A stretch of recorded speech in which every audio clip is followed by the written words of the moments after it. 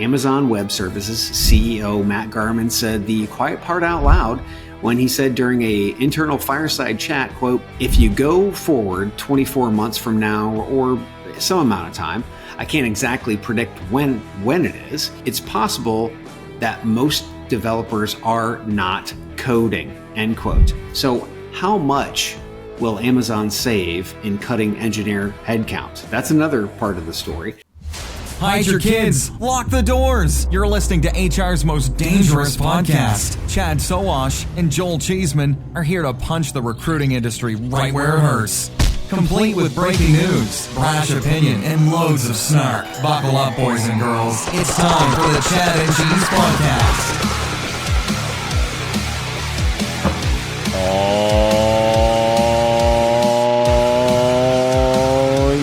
Just two guys slowly walking down the hall faster than a cannonball. Hi, boys and girls. It's the Chad and Cheese Podcast. I'm your co-host, Joel Gallagher Cheeseman. And this is Euro Chad is everywhere, so wash. And on this episode, Amazon optimizes, Chick-Fil-A streams, and a little buy or sell. Oh, yeah, let's do this. Hospitality is the heart of our society. It brings people together to share great food, drinks, and experiences. But successfully managing a restaurant or hotel is no easy feat. That's where Harri comes in. Harri is the frontline employee experience platform that helps you build, manage, and engage great teams. With Harri, managers can easily find and hire top talent, manage timekeeping, and communicate with employees at any time from any place. Candidates and team members can quickly and efficiently apply for jobs, swap shifts, and access important information entirely from their mobile devices.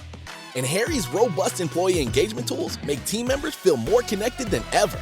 With Harri, as an owner or operator, you get a bird's eye view of your business, from turnover cost, labor cost, employee sentiment, compliance risk, and team performance.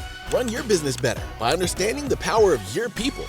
Because when your team is the heart of your business, Harri is the heartbeat. See how it transforms your business. Yes. Euro Chad has almost left the building. We went through the legal process and received Portuguese residency status, which means as Americans, that Julie and I can come and go as we please. We don't have to count the 90 days and, within 180 days, we don't have to play the math, trigonometry, Shingen kind of game. We can come and go as we please. And that is beautiful. That's so money. And so many jokes with the term, Julie and I can come and go as we please. But I will not go there. Well, congratulations. Leave it out there. The morphing into Pitbull continues and will only get worse now that you are actually allowed to be there all the time. And depending on how the election goes in a few months, you might really be there for a lot of the time, depending on where our country goes. What do you miss most about the USA? What are you most excited to come back home to? Is it football season? Is it your dogs? What is it? Yeah, my dogs. Definitely the dogs. Downsizing here, back in the States, we have a pretty big house. Here we've got a 2-bedroom, 2-bath. It is totally downsized. It is wonderful, but definitely do miss the dogs, miss friends, miss family, that kind of stuff. But again, having just the free and easy, opportunity to travel back and forth is awesome. This last weekend, what I won't miss though, or what I will miss about coming home is there are festivals every fucking weekend around this place. We went to a medieval festival in a little place called Castro Marim last weekend. One of the strongholds of the Knights Templar. Have you heard of those guys? There's a fort on the top of a big hill right across from Spain. So there's a river. You can see Spain. They had this big, knights fighting, kind of jousting situations, food, drink. It was amazing. It was a blast. So yeah, tons of festivals. But yeah, I can't wait to come back home, see the dogs, come see my friends at conferences and events, which we'll talk about in a few. Well, you may not know this, but you're getting to come home to Scotland. Welcome to all things Scottish. Our slogan is, if it's no Scottish, it's crap! I heard a radio spot this week that the Scottish Festival is going to be in Bartholomew County next weekend. So you get to come home to a Scottish festival. How fun is that? Authentic experience, like you're actually in Edinburgh. I'm sure. Yeah. I'm sure. Like we're there. You're there. Like we're there. And I'm sure it'll definitely throw us back to earlier this year when we were in the Highlands of Scotland. It will definitely throw you back to the castles and the medieval architecture of Scotland. All right, let's get to ShoutOut. Let's get to some shout out, shall we? I get to go first. Let's go ahead, and we're going to start with get ready. I don't know what's coming. Oh, you don't know what's coming, which favorite. is beautiful. So to Joel's favorite Kentucky straight bourbon, chicken cock. Watch this, kids. You're wondering whether a bottle of chicken cock whiskey makes a great gift? The answer is absolutely. After all, it's a fine Kentucky straight bourbon that's had that name since 1856, when it was completely appropriate to name a whiskey chicken cock. That said, or the gift recipient might be offended. Perhaps a better gift would be a pair of pliers to help remove the stick they've got. Chicken cock whiskey, a gift as memorable as its name. Okay, so the reason I played that reason I played that, kids, is because we had a friend of the show, Saeed Eastman, actually DM'd me last night. He was like, "This is the perfect bourbon for Cheeseman." And I was like, yes, no, it is. So this will be your favorite bourbon as we find it in the U.S. And all of our listeners start to send chicken cock Joel Cheeseman's way. I'm waiting for the Chick-Fil-A partnership with chicken cock. It's actually really good. It's kind of a higher end, higher priced bourbon. Oh. So I mean, they're spinning it as like a joke, but to get awareness. So but it's you're actually a fan of the chicken cock. That's what I'm hearing. Pretty good stuff. Yeah. I'm big fan of the cock. Yes, sir. And I'm a big fan, as you know, Chad, of the band Oasis, my favorite band. They broke up in 2009. They just announced this week. That's right. They're getting back together, touring on a reunion tour. That's right. And conveniently touring the UK right around RecFest. So the stars are aligning that I may get to see Oasis in the UK with Cole. It'll be a really good time. I was surprised. I know it was big news in the UK, probably most of Europe. It was kind of a story here. It was on CNN. It was on the nightly news. Like, I was pretty surprised because Oasis had a minute back in like the mid 90s, but that's a long time ago. The fact that it was a news story was pretty cool. So that's my main shout out. The best news of the week by far. It's a JenX combo, Chad. That's right. Yes. It's a JenX combo. Went to Pearl Jam this week. They were in town at Ruoff. It's kind of an outdoor place, you can imagine. Venue. Yeah. But I got a little rant. I got to let go on JenX for a second. Okay. JenX. My JenX brothers and sisters, this is a public service announcement. I roll up into the Pearl Jam concert. There's a big lawn, a lot of people. It's sold out. Everyone knows it's sold out, right? Okay. Oh yeah, of course. It is a sea of beach chairs and blankets. Okay. Listen to me for a second, JenX. There are a few bands that really encapsulate what JenX is. Pearl Jam is one of them.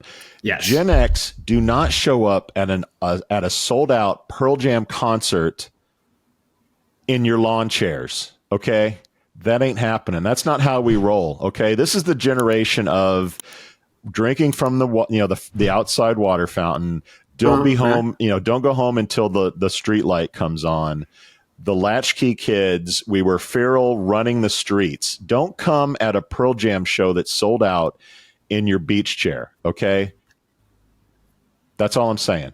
Don't do it. Taking up too much space? Is that what we're hearing? Bad look. It's a bad look for the generation. Don't do it. Don't do it. Well, that's all I got. I don't think you realize what Gen X is all about is that we don't give a fuck. So whether you like it or not, those people would look at you and say, fuck off. And that's fine. But I'm giving you my opinion. You look weak. You look really weak when you go to a rock show with a legit band, and you're rolling in your Birkenstocks and the beach chair. Like, just try smoking weed. No, it's a little bit of weed. Smoking weed. A little bit. It's illegal here, Chad. I don't know if you knew that or not. It's still illegal in the Hoosier Ohio, state. Illinois, in Michigan. We're freaking surrounded almost. Oh yeah, we're getting contact highs all the time just because we're surrounded by a bunch of pot smoking states. But yeah, good show. A little heavy on the newer stuff, but they close it out with bangers. They close it out with Ledbetter, Alive, Corduroy, like the last 4 or 5 songs. Like they brought it. So good on them. But yeah, the beach chairs I could do without. No, you know who else brought it? The fucking Kelsey brothers. Shout out to New Heights, the Kelsey Brothers podcast that signed a 3-year deal with Amazon's Wondery that's worth more than $100 million. So remember last week when we both said ZipRecruiter, starting from ground zero and wasting their president's time starting the actual podcast was fucking stupid? You dumbass. Case in point, go to where your audience is and either buy the podcast in this case or build something with the already established podcast. So shout out to the Kelsey brothers and their New Heights podcast. Just makes sense. Go to where the people are. Don't try to build it yourself. That's just dumb. That's Chad's subliminal way of telling ZipRecruiter that we're for sale. We are for sale. For $100 million, we are for sale. By the way, do you like Kelsey's new look? It's the porn stash. He's growing the hair out. He's morphing into, a Swiftie, I think. It's really weird because Aaron Rodgers was trying to get on, slip into Taylor Swift's DMs at one time, and he has the porn stash. So it's really weird to see Kelsey kind of emulate the porn stash look, especially with crazy ass Aaron Rodgers. Yeah. Well, $100 million, Chad, will buy a lot of beer. Yes. Bourbon and other fun stuff. But you don't need $100 million at the Chad and Cheese podcast to get some free stuff. Tell them what they can get by signing up, Chad. Well, first and foremost, you got to go to chadcheese.com/free to register for all these free and wonderful things. First and foremost, t-shirts. Nice, warm, cozy t-shirts. Feels like a hug from Chad and Cheese, but it's also a hug from our friends at Aaron App. That's right. Chad and Cheese t-shirts, the newly designed Chad and Cheese t-shirts, 4th generation. Beer from our friends at Aspen Tech Labs. That's right. Aspen Tech Labs curates some craft beer and actually sends it to your front door. One person wins a month. Another person will win 2, not just 1, 2 bottles of whiskey from Tex Colonel Bullhorn. And, again, you just can't beat it. Who knows? You might have some chicken cock at your front door. And then if it's your birthday, you got the rums from Plum. That's right, baby. If it's your birthday, you could possibly win rum from Plum. Go to chadcheese.com/free. I know I can. I can feel it all the way down to my plums. That's right, Chad. Some loyal listeners are celebrating another trip around the sun, including Olivia Marquette, Shawnee Underwood, Matt O'Donnell, Ethel Feinberg, Scott Nelson, Stacy Shaw, Gemma Jones, Matt Gardner, Marcy Mall, Rosie Pullman, Deb Clay, Charles Hunger, Mike Brown, Inhoke, Rick Worley, Chris Bellitz, Chris Hoyt, Chris Murdoch, James Ellis, Bill Borman, and last but not least, Cole Brennan Cheeseman turns 18 on September 1st. Nice. Holy shit, Chad. Wow. I've kept something alive for 18 years. Can you believe it? No, it is hard to believe. It is very hard. So is that, I think it's Marcy Darth Mall, I think is actually her. That's her Mall. Yeah. Mall Rat. A lot of names. I'm excited about as you roll us into fantasy football, Chad. That's right. I miss giving the nicknames. We'll be announcing the final roster soon of players. September 4th is draft day or night, depending on where it's kind of a global roster this year. So depending on where you are, it might be night, morning, who knows? But yeah, we'll be announcing that very soon. Thanks to our friends at Factory Fix for supporting year number 3 of their sponsorship of fantasy football with Chad and Cheese. And as you know, This will be Florida State went down, top 10 team, first game of the year, big upset. You can imagine in my house, West Virginia taking on Penn State, number 8 Penn State in Morgantown this Saturday. So football is cranking up, and that means fantasy football is cranking up as well. Get ready. Pretty stoked. Yeah. And then, think about it, kids. We've got events. We've got RecFest in Nashville, September 12th and 13th. It's almost here, kids. Oh, my God. My liver's ready for it, by the way. We're going to be in the Shaker Green Room doing interviews with speakers, drinking beer, making lots of noises. We're also going to be hosting a VIP event at the end of day 1 at Redneck Riviera with great people, Higher Clicks, and Job Pixel. And did you see they have hot chicken sliders on the menu, Joel? Did you see that? Huh? That's right, baby. Did you see that? Spit on that thing. I am excited about some hot chicken, boy. Yes. Well, you can't enjoy RecFest unless you're at RecFest. So to go to chadcheese.com/events, click the big registration or register button right there and come see us. We can't wait to see you there. And if you want to see us at the VIP party, just go to my LinkedIn and right in my feed, you'll be able to find it. There'll be a Big and Rich. I think it's Big Rich. I can't remember which one it is. Anyway, he's the guy who owns the Redneck Riviera. Go figure. And click on it, register. Hope to see you there. Yep. And by the way, if you're looking to go to the conference, maybe you haven't had time, it's a little pricey, whatever, Chad and Cheese might be able to hook you up. DM us. Possibly. Slide into our DMs. We might have a little coupon code thanks to our friends at RecFest, but we want you to be there. It's going to be a great time. And don't let price be a reason why you can't attend this great conference.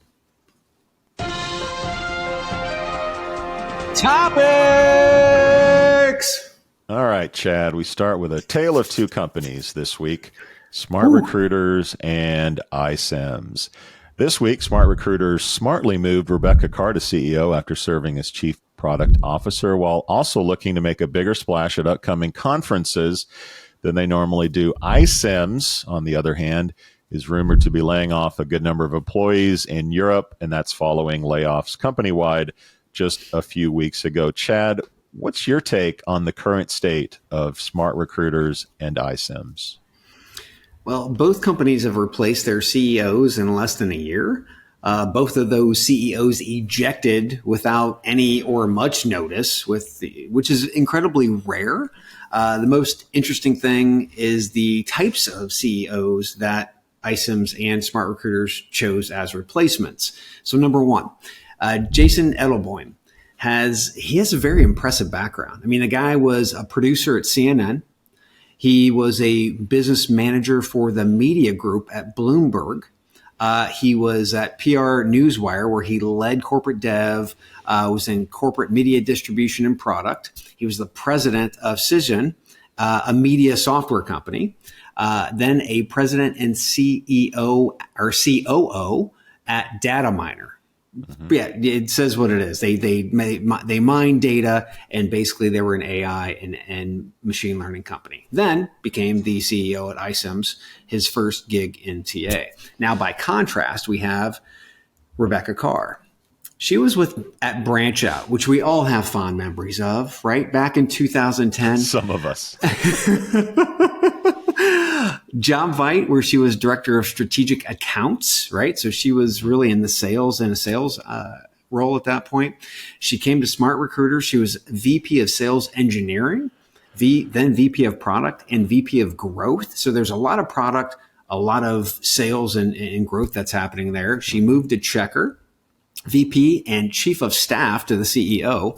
Then she came back to SmartRecruiters, where she was the chief product officer and now the new CEO. So, Joel, what do these two CEO picks mean to you? I mean, because they are incredibly different. What does that look for iCIMS from a leadership standpoint, and then obviously SmartRecruiters? I see you trying to set me up for the banana tailpipe on this one, but I'm not falling for it, Chad. So the quick answer to your question is you have one that has a core competency in our space that understands The customer pretty well understands the dynamics of all the moving parts that go on in our industry. And you have one that has an impressive resume with some brand names who probably looks really good to Vista, who Big acquired brands. a majority stake in iCIMS and has come in. I would also add that you've had some real instability on both sides. iCIMS went through 2 CEOs before this one. One left abruptly, to say the least, which was very really weak, to say the least. Weird. And then the CEO before Rebecca was there for a year, I think, before he bounced. So there's been some real volatility in both of these organizations. iCIMS said, let's just throw another one at the wall and see if it sticks. Whereas SmartRecruiters said, okay, let's like anchor this thing to someone that has been around the block a few times and understands things. Yeah. So the difference is like one feels sort of a Hail Mary. The other one feels like, what took you so long? And you and I said this when we interviewed Rebecca as interim CEO, that, geez, what's the deal? Like, she needs to be the CEO. I don't know what took so long, but at least somebody came to their senses and made the switch. But yeah, this is simply, look, you have one quarterback that has never played football, and you have one that knows what the hell's going on. I'm going to put my money on the one that has been around the block a few times. And iCIMS hope for the best at this point. That would be my answer to your question of how are these things different? Yeah, I really welcome the chat. Hopefully, we're going to have with Jason over at iCIMS so we can learn a little bit more about him. But first and foremost, I mean, when leaders change, as we talk about the layoffs, shit changes, right? Yep. And especially when you're hired for a specific task, the question is, what is that task for Jason? A successful IPO? I don't think so. I think the IPO is dead for iCIMS, and all the information I'm receiving is that they're making themselves look good for an acquisition, which is probably a much better move versus the IPO.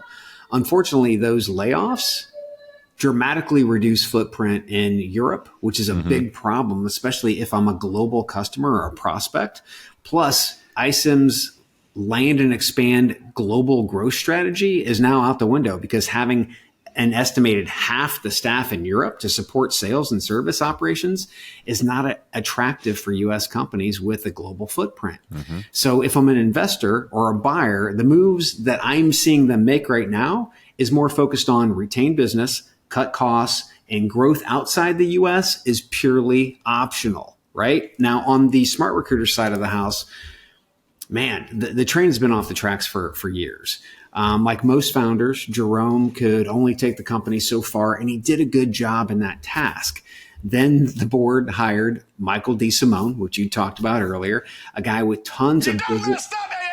He had tons of business and leadership experience in a variety of industries, but no experience in the HR tech industry. He was around for just a year, which was long enough to be a part of the botched iCIMS acquisition and injected right after the botch.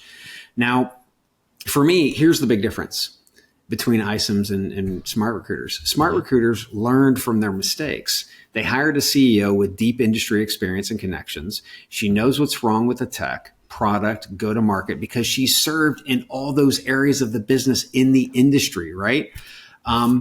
It's critical for both of these organizations, and I've been critical about both these organizations over the years because I love them both. Yeah. We both grew up with iCIMS, right?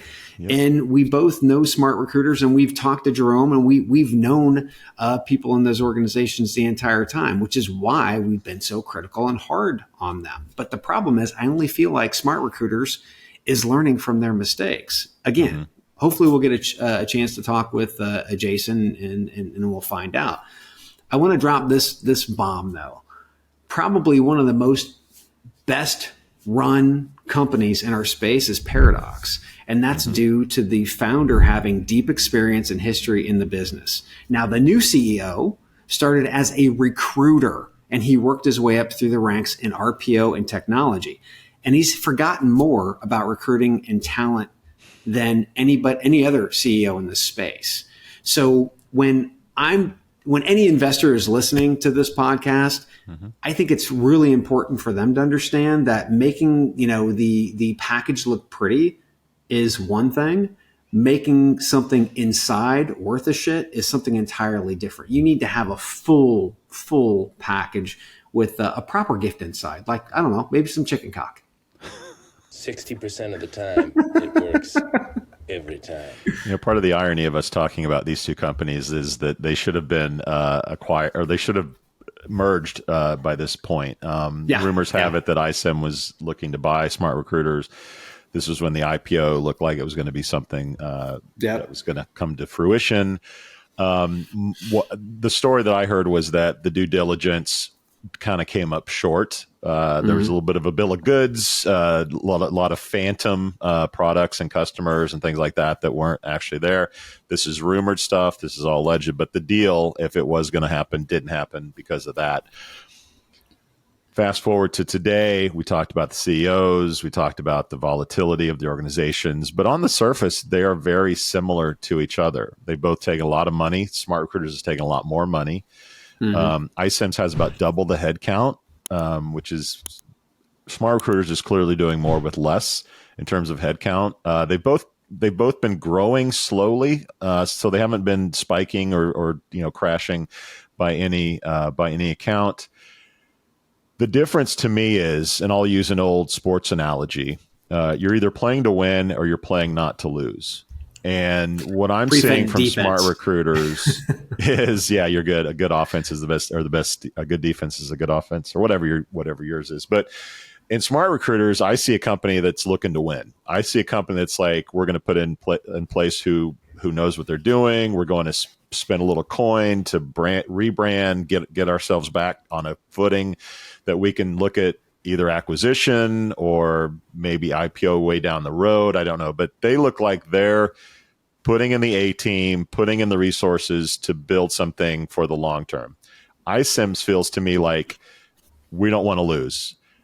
And this may be run by Vista, who we know is private equity. They are very cutthroat. Like, they see what's going on with Apollo and others in this space. Like, let's cut headcount, let's cut expenses, and maybe we chop this thing up. They have some really good properties that they've acquired over the years.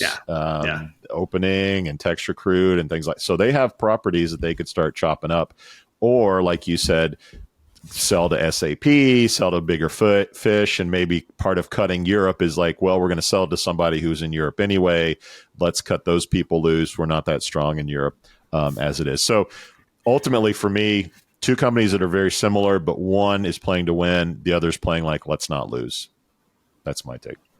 Yeah. Yep. Call that the prevent defense. And let me tell you, kids, anybody watching football, American football, hates fucking prevent defense. And you even hate it watching European football. When you're not trying to score, you're trying to pull back and just play defense, and you're not attacking. That's the most boring shit in the world, and you're not playing to win.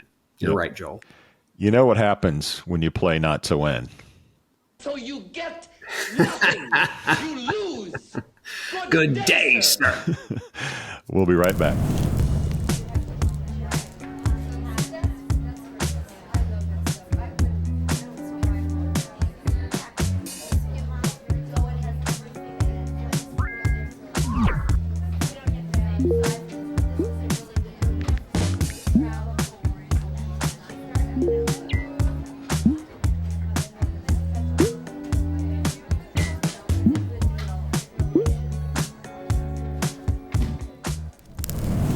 All right, Chad, we talked about Amazon last week, AWS, which I'm sure will come up in the comments. But Amazon Q, the company's generative AI assistant, has drastically reduced software upgrade time, saving the equivalent of, you ready for this, 4,500 developer years of work, not hours.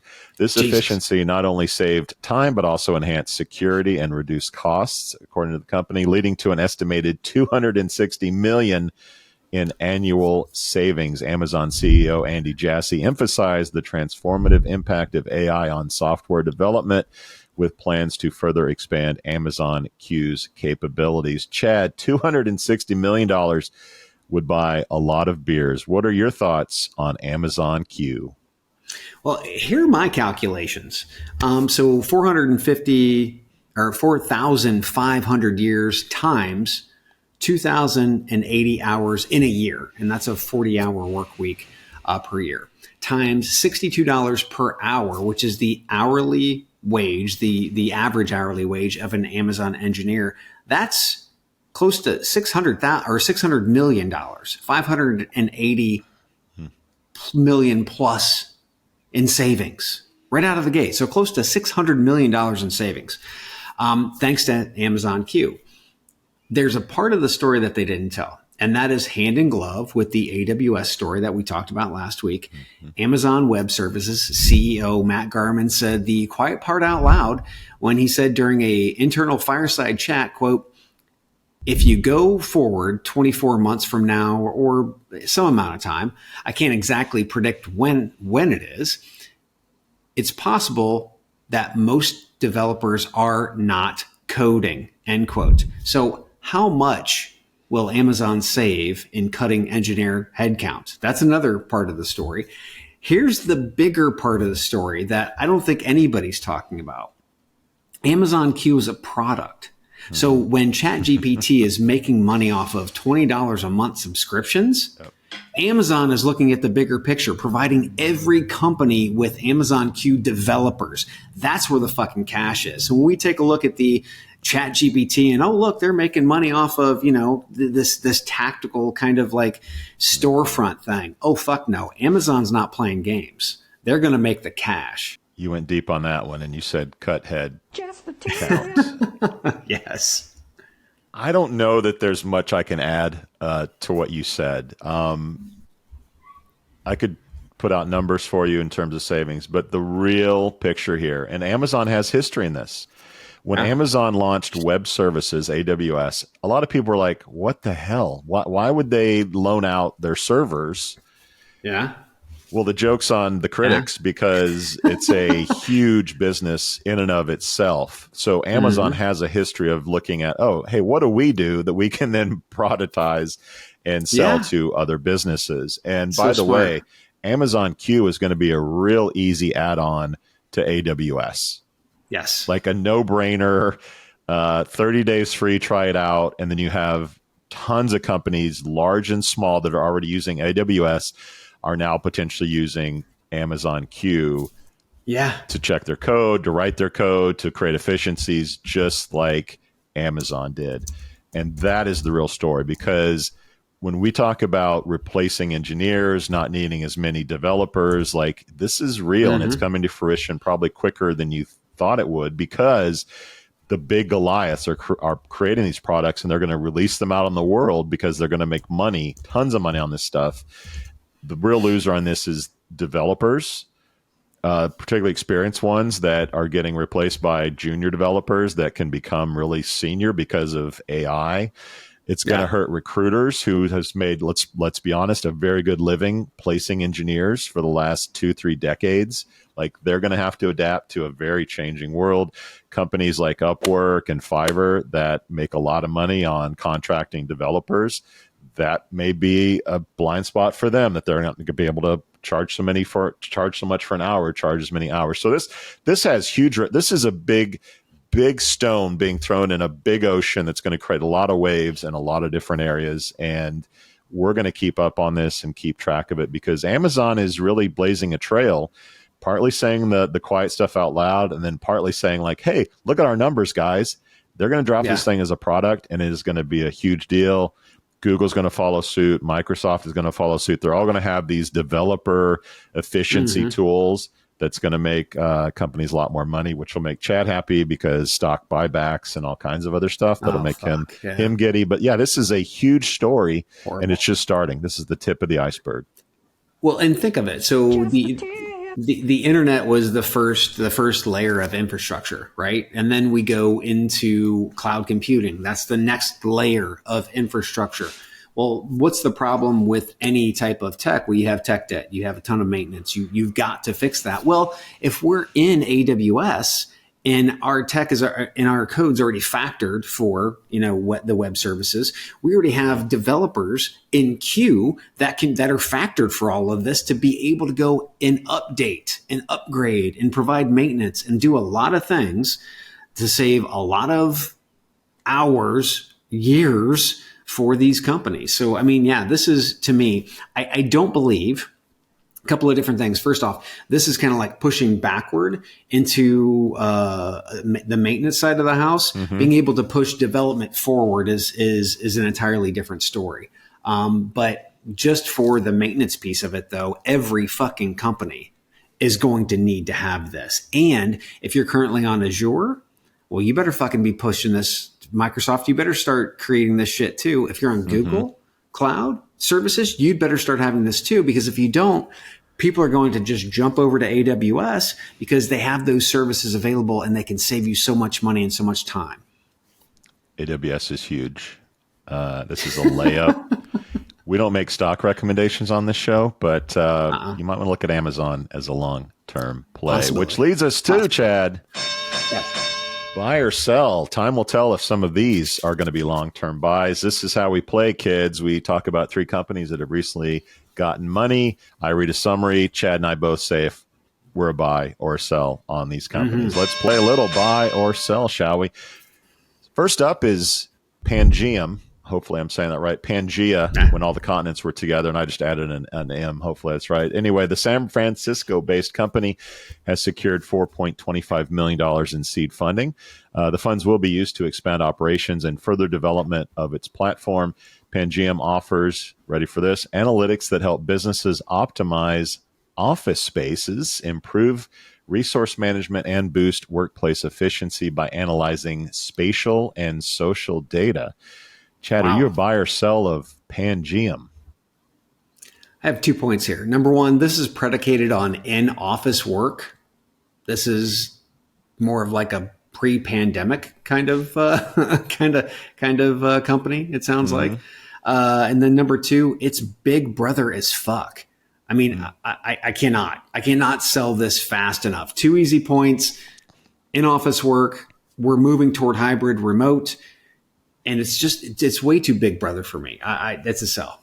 Wow. You're so dumb. You are really dumb. For real. All right. I am fascinated by this idea in this company. The idea that you can sort of look at an office, where the most efficient parts of the office, the water cooler, nothing gets done there, right? So kind of take that mentality. And then your control point, well, companies love control. They love watching what you're doing. And if they have more siloed offices, if they have more WeWorks around the world, being able to see what's going on from an efficiency and productivity standpoint, well, sign me up for that, baby, because I love watching what all my people are doing and making sure that they're efficient. They added a former Google Workplace analyst. So apparently this is a thing. Apparently big companies that are smart analyze workplace productivity. Anyway, former Google Workplace analyst is joining this startup, which to me is a big plus. So I'm fascinated by this. I think it's really, really cool. Companies love this shit. So I am a buy on Pangeam. Pangeam. All right, that is our first contestant. Chad and I don't agree. Imagine that. All right, let's get to Micro One. They've increased their valuation to $80 million following a recent funding round that raised $3.3 million. Not quite sure how they went $80 million from 3.3, but hey, investors include Motley Fool Ventures, among others. Previously, Micro One, which touts itself as a recruitment engine to hire deeply vetted engineers fast, had a $30 million valuation after raising $2 million in pre-seed funding. The company also manages compliance, global payroll, and employee benefits. Chad, are you a buy or sell on Micro One? So Indeed is trying to get into this market, and they're failing because they're a jack of all and master of none. But what that demonstrates to me is market validation in the tech market. Indeed sees the market signals. They're executing poorly, which is great for companies like Micro One, HackerRank, and Hackajob. Plus, Micro One is going down funnel with, as you said, compliance, payroll, benefits, which is why their valuation exploded. This is what happens when a job site is disciplined enough and adds relevant services, not fucking SMS job alerts from a fucking guy named Phil. Micro One is a buy. All right. We may disagree on all of these today. Let's see what happens. Okay. So there was a time when a business like this was a total slam dunk. Everyone needed engineering talent, and they would write blank checks, to solutions that could maybe help them find hidden gems. A lot of those companies have gone by the wayside, sourcing tools that we've talked about quite a bit on the show. These skills just aren't as in demand. Let's go back to our Amazon IQ story as they used to be. You look at companies like Hackajob. They've decreased headcount about 20% over the last couple of years. SeekOut is down almost 25% in the same period. It's really hard to be bullish on a platform or service solution that makes its money on engineers. If they decide to pivot to healthcare, I'm all in. But right now, it's really hard to get behind a company that is helping find engineers, even if they throw in shit like onboarding and payroll services, et cetera. So for me, this one is a pretty aggressive sell from me. Wow, 2 disagreements in a row. Can it be 3? I don't think so. I kind of know how we feel about Africa, but anyway, here we go. WorkPay, a Kenyan company providing a cloud-based HR, payroll, and benefits platform, has secured $5 million in Series A funding. The investment was led by Norskin 22 with contributions from Y Combinator and even our friends at Acadian Ventures. This funding comes after a $2.7 million pre-Series A round last year. They serve over 1,000 customers in 20 African countries, having recently added 500 new businesses. Chad, are you a buy or sell on WorkPay? Did you say foreskin 22? Anyway, welcome to the new world, kids. Big companies will not be able to identify, understand, and deliver a product to the market faster than a small and more nimble startup. That's where we're going, especially in the case where Africa is big and underdeveloped. It's a huge market. Big companies can try to adapt their already expensive solutions to the market, but they won't find companies that can afford said products. Where WorkPay, what a fucking great name, by the way, they can. Much like Micro One, but in geographic sense instead of industry, WorkPay is offering relevant down funnel services like medical and car insurance. Deal acquired PaySpace earlier this year. Look for WorkPay acquisition in the next, 12 to 18 months. This is definitely a buy for me. Ay, papi. So we recently interviewed Jason Garcello at Acadian Ventures. If you haven't listened to that show, you should. It's a great interview. Jason's a great guy. And he revealed to us how many pitches they get per year, how many actually get sort of money from that. And it's a very, let's call it deep dive into these businesses. And you know that when I see that Acadian has invested in somebody, like that gets my attention because I know the vetting that goes on with those guys. So WorkPay just being there has bonus points for me. WorkPay, you love the name, although it autocorrects to Workday on my computer. That's probably, I don't know, here or there. Maybe that's a subliminal Workday you need to buy us message to Workday pay. Anyway, to me, this is more than anything a demographic story. Look, Africa is in a good place. They are a young country. They're growing by 100 million people every 3 years. So every decade, they become an America in terms of population growth. Businesses are going there. Countries are fighting out for getting a stake in the countries, getting investment. We talk about capital going into the country. Like, you're going to have to try hard to fail in Africa if you're a startup that knows what you're doing. There are geopolitical risks in Africa. There's a lot of shit going on, but if they can get that stuff right, these companies are going to blow up, and there's a much better chance that WorkPay cashes in, then they fail. So for me, this also is a strong buy. Well, 2 out of 3 ain't bad, Chad. We disagreed on 2 out of 3. Let's come back and talk some. Let's talk some chicken when we get back. Are you looking to boost your job ads performance? And are you looking to empower your recruiters to connect with your candidates at a much deeper level? Well, video is the best way.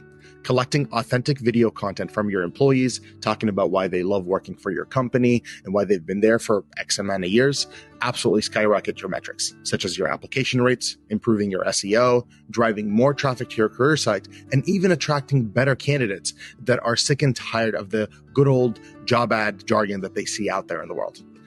JobPixel is trusted by some of the top companies in the world, such as Cognizant, US Cellular, Boston Medical Center, Arkansas Children's Hospital, and many more.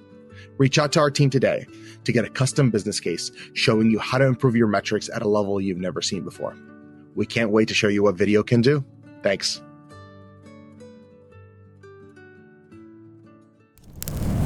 All right, Chad, we talked about Chick-fil-A last week. It's a twofer. They're back. We talked about chicken from heaven last week. Chicken on a conveyor belt comes down from the sky, which was fun. If you missed it, check out last week's podcast. Anyway, Chick-fil-A's back. They're developing a streaming platform. That's right. I said that correctly. A Netflix, Disney Plus, Hulu type streaming platform featuring mostly unscripted, family-friendly shows and is in discussion for both original content and acquisitions. They've already ordered a 10-episode game show. Can't wait for that excitement. The move reflects a broader trend of non-media companies entering the streaming market, similar to Lyft and Airbnb, who had shows on streaming services. Chick-fil-A, with over 3,000 locations, aims to leverage its brand in a shrinking reality TV market. Chad, grab a chicken sandwich and tell me what you think about Chick-fil-A's new streaming service. So content companies like NBC Universal can't even get this right, and they have 3 CEOs. Okay, so I'm supposed to believe that a Jesus Chicken company can get it right. Give me a fucking break. I mean, it's just they obviously have too much money, and they need to do something with that money. So they're going to try to create advertising vehicles that go into the streaming services. It sounds wonderful. Somebody sold them a bill of goods, but I do not see this working out very well. You're so dumb. You are really dumb, for real. So I can hear the boardroom now. I can hear the idea session now. Guys, our customers always talk about the wholesome programming is gone. There's no more Andy Griffith on TV. Like we should. They want us to bring that back. They trust Chick-fil-A to have wholesome chicken. We should give them some wholesome content as well. How stupid is this? We said ZipRecruiter was dumb by launching a podcast because corporations can't do media. They're boring. They just don't do it very well. That's why the Kelseys and Joe Rogan make money, because people that do media know how to do media. The real question, it's going to fail for sure. There's no question. 10 years from now, there will not be a Chick-fil-A streaming service. I promise. I would put my entire retirement on that. What's dangerous, though, is the brand is, let's admit, it's pretty golden with their customers. Okay. Oh, yeah. Yeah. The chicken is great. That's why I love it. But the moral, people love it. Okay. You put in a streaming service, what could go wrong? Okay. What if there's a data breach and everyone's, data gets sold to whatever? What if one of their stars in a show becomes a serial killer or a Satanist or who knows what, right? That's a real danger to the brand. What if someone hacks the network and starts streaming pornography on the Chick-fil-A streaming service? Just waiting for the first sex tape to come out from one of these. They know chicken. They don't know media. This is just bound to fail. It's almost a joke. I couldn't believe it was a real story. And speaking of jokes, Chad, that's right. That's right. What do you call a cow with no legs? I don't know. Ground beef. Oh, that's good. What do you call a grass-fed cow? I don't know. A lawnmower.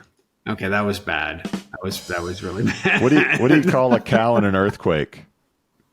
A milkshake. Yes, good job, Chad. You got one right. And with that, we out. We out. Thank you for listening to, what's it called? A podcast. The Chad. The Cheese. Brilliant. They talk about recruiting. They talk about technology. But most of all, they talk about nothing. Just a lot of shout-outs of people you don't even know. And yet you're listening. It's incredible. And not one word about cheese. Not one. Cheddar, blue, nacho, pepper jack, Swiss. So many cheeses and not one word. So weird. Anywho, be sure to subscribe today on iTunes, Spotify, Google Play, or wherever you listen to your podcasts. That way you won't miss an episode. And while you're at it, visit www.chadcheese.com. Just don't expect to find any recipes for grilled cheese. It's so weird. We out!